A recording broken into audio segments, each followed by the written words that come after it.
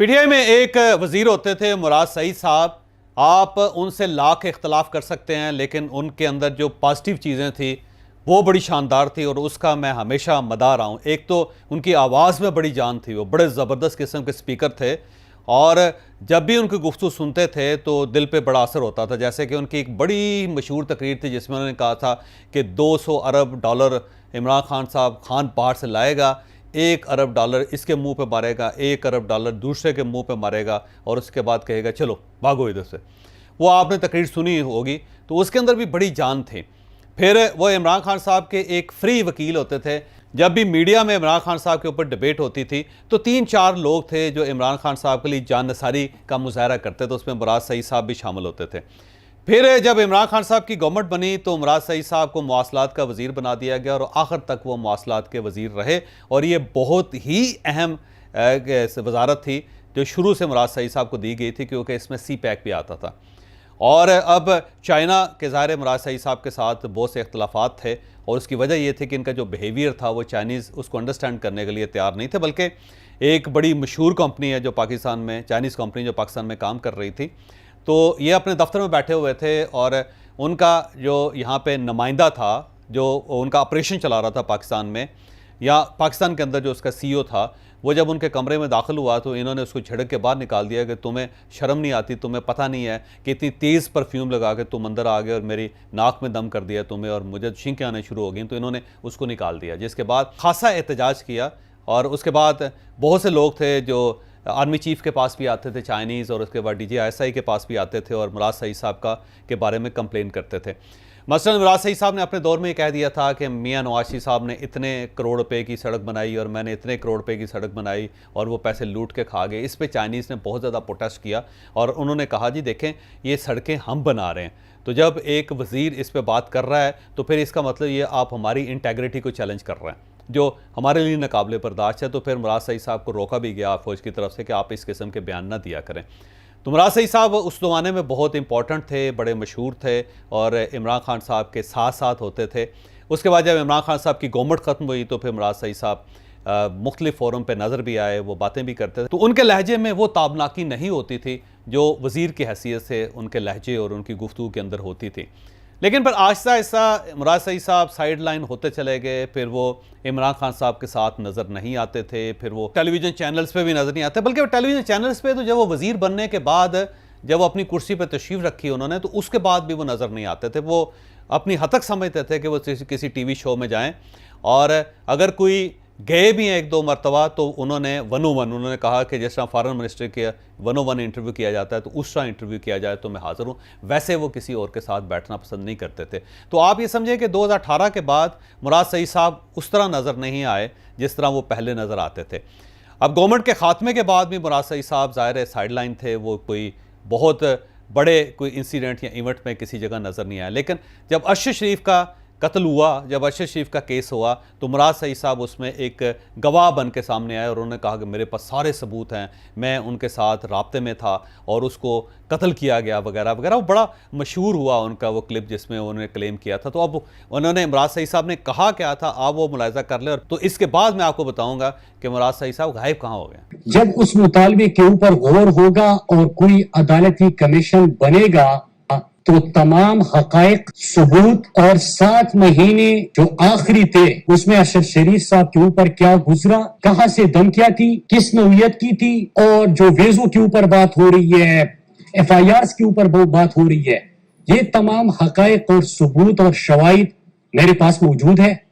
और मैं chief justice साहब जब अरशद भाई की वालदा का जो मुतालबा है तो उसके ऊपर गौर करेंगे तो मैं खुद वहां पे पेश होऊंगा और तमाम हकाइक मैं सामने रखूंगा। एक नई खेल खेली जा रही थी और उस हवाले से मैंने अपने कौम को इत्मीनान में लिया, तो फिर उसके बाद मुझे थ्रेट्स मौसूल नहीं हुए बल्कि रास्ते से हटाने की हर मुमकिन कोशिश की गई। तो आप इस क्लिप में खुद देख रहे हैं कि वो खुद क्लेम कर रहे हैं कि उनके पास बहुत कुछ है और वो बहुत कुछ देने के लिए, पेश करने के लिए तैयार हैं।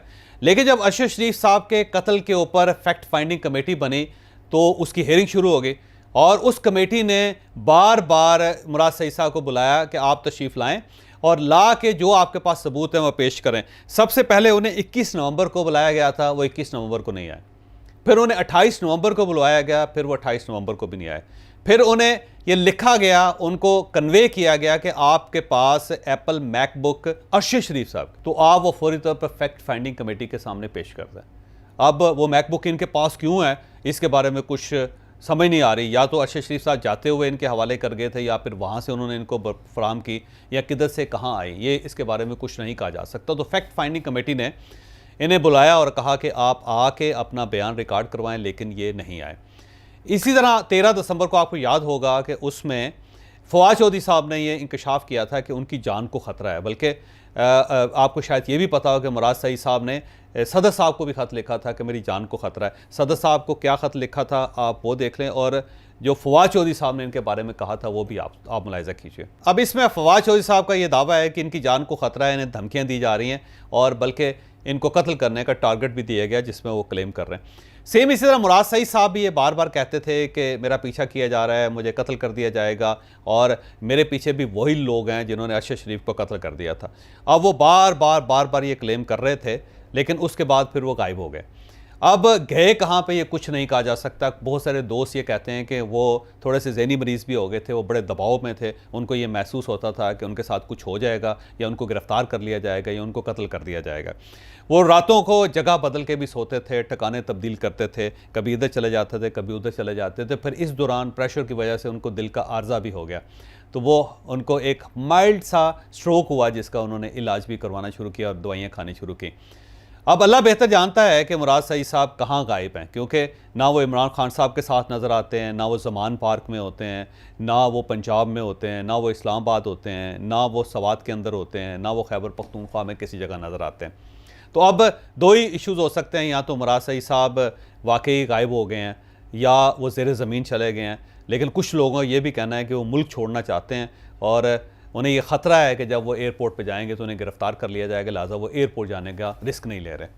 अब यहाँ पे बहुत से सवाल पैदा होते हैं कि मुराद सईद साहब को ख़तरा किससे, और अगर उनके पास वाकई कोई सबूत है अरशद शरीफ साहब के कत्ल केस का, तो उन्हें चाहिए कि वो या तो इदारों को पेश कर दें, फैक्ट फाइंडिंग कमेटी को पेश कर दें, और अगर ऐसा मुमकिन नहीं है तो वो सोशल मीडिया पे वायरल कर दें, वो वहाँ पे बैठे तकरीर करें जिस तरह वो करते होते थे, और साथ साथ सबूत जो है वो सोशल मीडिया पे अपलोड कर दें, तो लोगों तक पहुँच जाएंगे, इदारों तक पहुँच जाएंगे। लेकिन मुराद सईद साहब घबरा क्यों रहे हैं और छुपे हुए क्यों बैठे हैं, ये बड़ी अजीब सी बात है।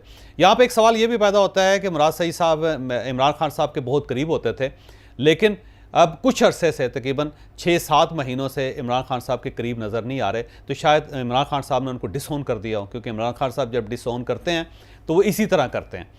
और यहाँ पे ये भी कहा जा सकता है कि इमरान खान साहब को खुद अंदाज़ा है कि इनकी जान को ख़तरा है, तो इसलिए उनको साइड पे कर दिया गया। लेकिन बहुत सारे लोग हैं जिनकी जान को ख़तरा है, लेकिन इमरान खान साहब के साथ फिर रहे हैं वो, और इमरान खान साहब उनको साथ अपने घर में रखते हैं और उनको साथ लेके चलते हैं। तो ये मुराद सईद साहब जो उनकी जान को कौन सा ऐसा ख़तरा है जो दूसरे लोगों को ख़तरा नहीं है, और उनको अगर आप उनकी जान को ख़तरे में डाल सकते हैं तो मुराद सईद साहब को आप अपने पास क्यों नहीं रख सकते। सेकेंडली, अगर मुराद सईद साहब इमरान खान साहब के साथ होंगे तो वो महफूज होंगे। इतने बड़े लीडर के साथ जब होंगे तो कोई शख्स आपकी तरफ टेढ़ी आंख से नहीं देख सकता। तो मुझे यूँ बाज़ औक़ात महसूस होता है, बल्कि कुछ तराए का ये कहना है कि इमरान खान साहब ने उनको डिसओन कर दिया, तो ये जो उन्हें डिसओन किया गया तो इसकी उन्हें ज़्यादा तकलीफ़ है, जिसकी वजह से वो बहुत ज़्यादा परेशान है। अब हम मुराद सईद साहब के लिए दुआ ही कर सकते हैं कि अल्लाह ताला उनकी जान को, उनकी ज़िंदगी को सलामत रखे। लेकिन मेरी साथ साथ उनसे दरख्वास्त ये भी है कि जहाँ पे भी हैं कम से कम आप अपनी आवाज़ तो सुना दें। आप एक बार कैमरे के सामने आकर लोगों को ये तो बता दें कि आप ज़िंदा हैं, सलामत हैं, और आपके पास जो आपने क्लेम किया था वो हक़ाइक़ आज भी मौजूद हैं, जिससे अरशद शरीफ के कातलों तक पहुँचा जा सकता है।